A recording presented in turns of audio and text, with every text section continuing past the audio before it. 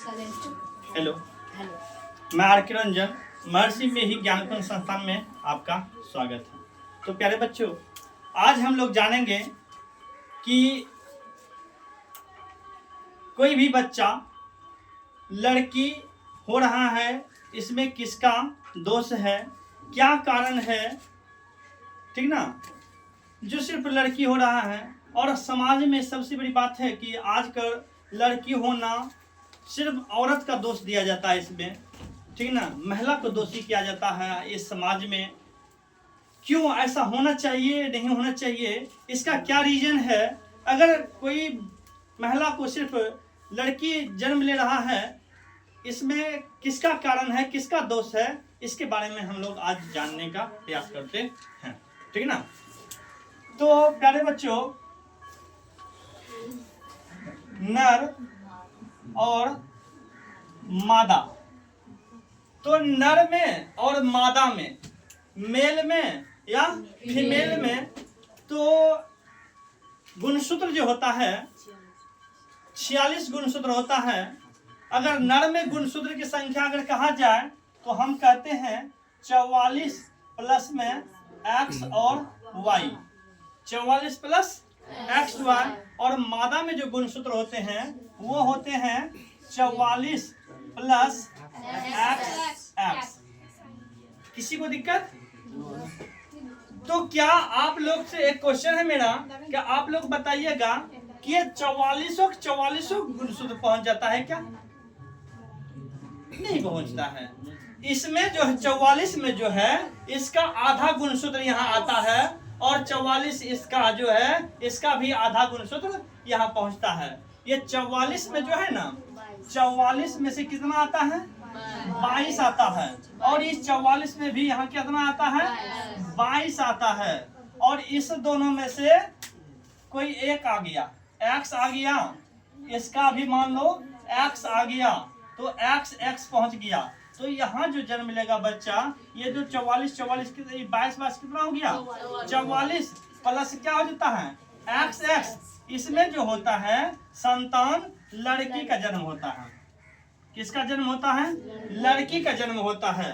और ये अगर ये 44 यहाँ 22 आ गया, और ये 44 से यहाँ फिर 22 आ गया, ठीक ना, तो 22 44 आ गया, और इसका y आ गया, और इसका x आ गया, ठीक ना। तो एक्स वाई बनता है जोड़ा, तो एक्स वाई, यहाँ जो संतान का जन्म होगा वो होता है लड़का का जन्म होता है। तो सबसे पहले समझेंगे क्यों ऐसा होता है।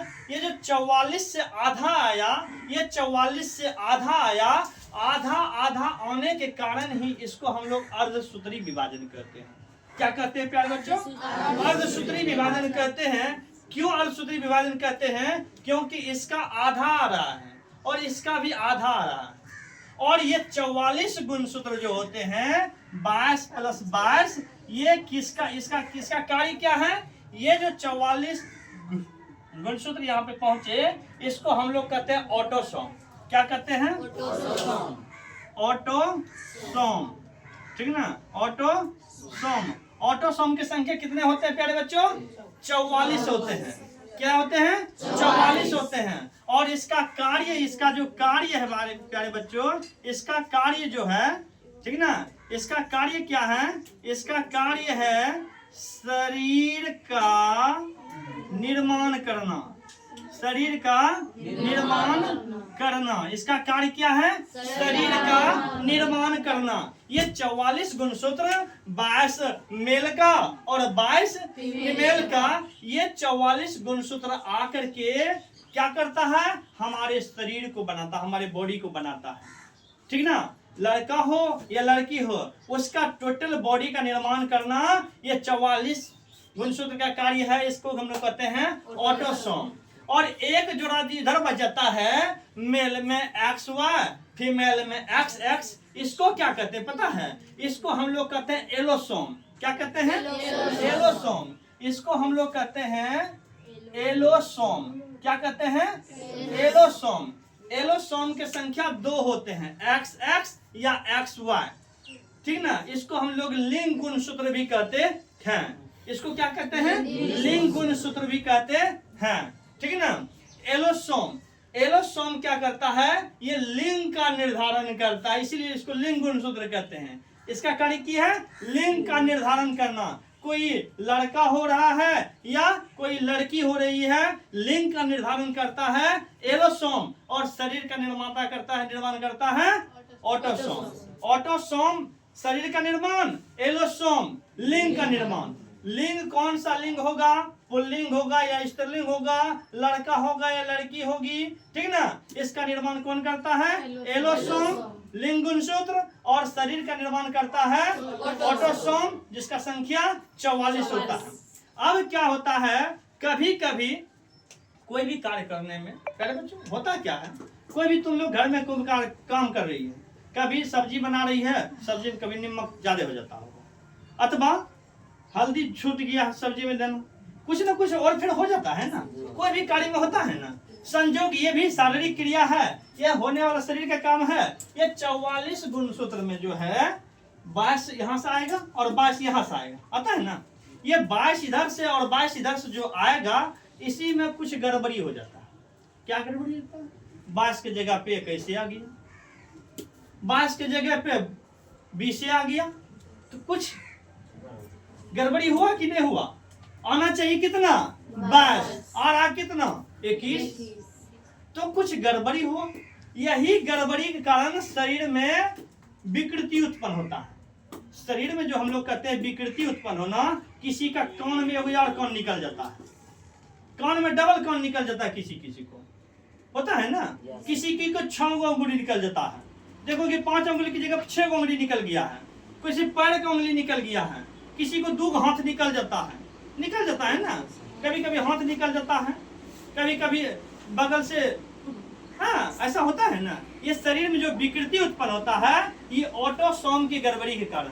किसके गड़बड़ी के कारण, प्यारे बच्चों, आप लोग का क्वेश्चन होगा कि अगर ऐसा कह दे कि ऑटोसोम के गड़बड़ी के कारण शरीर में विकृति उत्पन्न होता है, जिसके शरीर में विकृति उत्पन्न होता है, कोई भी विकृति उत्पन्न होता है, वो बच्चे जो है ढेर दिन तक जीवित नहीं रह सकता। ऐसा होता है, कभी कभी किसी को 2 हाथ निकल गया है, वैसे इंसान जो, वैसे बच्चे जो जिसका जन्म होता है, वो कुछ ही दिनों में भगवान को प्यारे हो जाते हैं, वो ढेर दिन तक जीवित नहीं रह सकते, ठीक ना।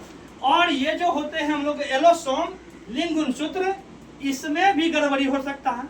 जब इसमें गड़बड़ी हो सकता है, उसमें भी गड़बड़ी हो सकता है। उसमें की गड़बड़ी होगा, इसका एगो एक्स ना आकर के इसका दोनों एक्स आ जाए, इसका किया जाए दोनों एक्स आ जाए, इसका वाई आ जाए, तो इसमें जो जोड़ा बनेगा की बनेगा, X X Y, X X Y. और गुणसूत्र की संख्या यहाँ 44 पूरा था, अब 44 प्लस एक्स एक्स वाई हो जाएगा, कितना हो जाएगा 47 गुणसूत्र हो जाएगा। 44 प्लस 2 रहता तो 46 होता, लेकिन 44 प्लस 1 और बढ़ रहा है, 3 बढ़ रहा है, 44 प्लस 3 47 हो गया। ये 47 गुणसूत्र जो हो गया, बढ़ गया है। यही बढ़ने के कारण 2 एक्स ना गया है, 2 एक्स हो जाएगा, तो रहेगा लड़का ही, वाह है तो लड़का ही रहेगा। उस लड़का में लड़की के गुण रहेगा, उसका चाल चलन सब कैसा ना लड़की वाला, उसका गाली बात जो भी करेगा ना लड़की। मेरे बगल में मेरा साथी था, दोस्त था, पंकज कुमार, ठीक ना। हाँ, वो पंकज कुमार जो है, उसका चाल चलन सब लड़की वाला ही था, समझा कि ना। ऐसा होता है गुणसूत्र के गड़बड़ी के कारण, हाँ ऐसा हो जाता, ठीक ना। क्या प्यारे बच्चों, तो हम लोग ये समझ रहे हैं। अब देखिए इसको, अब हमको थोड़ा सा बेहतर तरह से समझना है, तो आते हैं हम लोग इस पर, ठीक ना। ध्यान दीजिए, तो इसमें जब समझिए, इससे 22 जोड़ा गुणसूत्र आया और इसका भी 22 जोड़ा गुणसूत्र आया, 44 गुणसूत्र हो गया। अब देखिए पुरुष में, नर में, मेल में एक्स वाई जोड़ा है और एलोसोम में एक्स वाई। अब इसका एक्स आएगा या वाई आएगा, इसमें तो सिर्फ एक्स एक्स ही ना, इसमें सिर्फ एक्स एक्स ना है। इस दोनों में से कोनो एक आएगा, जो भी आएगा तो एक्स होगा, तो इसका दोष थोड़ी है, ये तो अपना एक्स दे दिया। और इसका न कमी है कि एक्स भेजेगा या वाई आएगा, x आएगा कि y आएगा? अगर x आएगा तो जोड़ा x बनेगा, तो 44 प्लस x होगा, तो संतान लड़की होगी। ठीक ना? जो भी बच्चा की जन्म होगा वो लड़की संतान की जन्म होगी। अगर यहाँ से y जोड़ा जाता है, यहाँ जोड़ा xy बनेगा और xy बनेगा, तो संतान लड़का होगा। अगर इसी में समझना है कि हमारे समाज को शिक्षित करना है, हम लोग को शिक्षा लेकर के अपने समाज में जो विकृतियां हैं उसको सिखाना, उसको समझाना है। हाँ, तो अगर किसी भी महिला को संतान में सिर्फ लड़की की जन्म हो रहा है, लड़की हो रहा है, इसमें उस महिला को दोषी करार दिया जाता है, जो कि सरासर गलत है। हम लोग को उसको समझाना होगा, उसको कहना होगा इस महिला के इसमें कोई गलती नहीं है। और सबसे बड़ी बात है इस समाज का, किसी को लड़की हो जा उससे भी बेहतर है किसी को अगर संतान ना हो ना, ये सबसे बड़ी बात है। ठीक है ना? इस सब के बारे में हम लोग जानेंगे नेक्स्ट वीडियो में। अभी हम लोग जान रहे थे सिर्फ लड़का या लड़की कैसे होता है। Thank you.